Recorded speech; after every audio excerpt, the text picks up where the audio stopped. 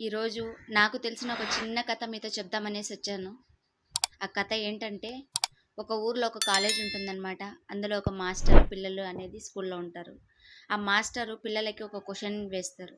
అది ఏంటి అంటే, సడన్‌గా మీకు దేవుడు అనేది కనిపిస్తే, మీరు ఏ రకమైన వరం అనేది కోరుకుంటారు అని చెప్పి, ఆ స్టూడెంట్స్‌ని క్వెషన్ చేస్తారనమాట మాస్టర్. అప్పుడు ఆ పిల్లలు వాళ్ళకి తోచింది వాళ్ళకి ఏమేమి కావాలో ప్రతి ఒక్కటి కూడా చీటీలో రాసి అక్కడ పెడతారు.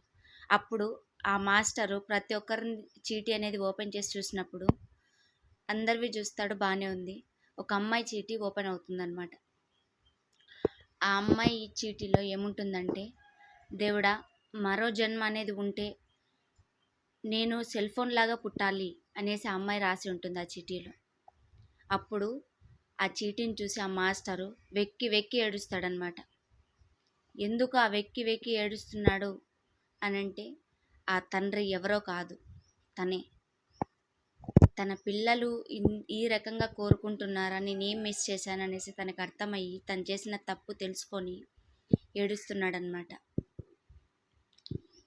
నిజంగా ఒక విషయం చెప్పేది ఏంటంటే, ఫోన్ అనేది మీకు ఉపయోగపడుతుంది, కానీ అంతకంటే ఎక్కువ ఫ్యామిలీ ఇంపార్టెంట్. మిమ్మల్ని నమ్ముకున్న మీ పిల్లలు, మీ ఫ్యామిలీ, ఇది చాలా ఇంపార్టెంట్.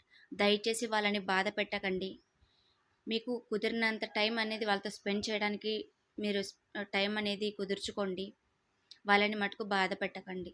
ఎందుకంటే మనం ఎంత బిజీలో ఉన్నా, వాళ్ళు ఎంత బిజీలో ఉన్నా, మన పిల్లలు ఏం చేస్తున్నారు ఏంది అనేది మనం ఒక కంట కనిపెడుతూనే ఉండాలి.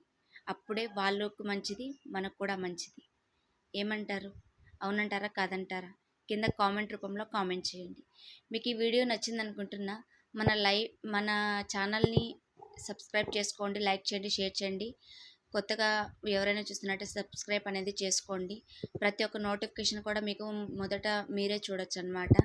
Okay, thank you for watching.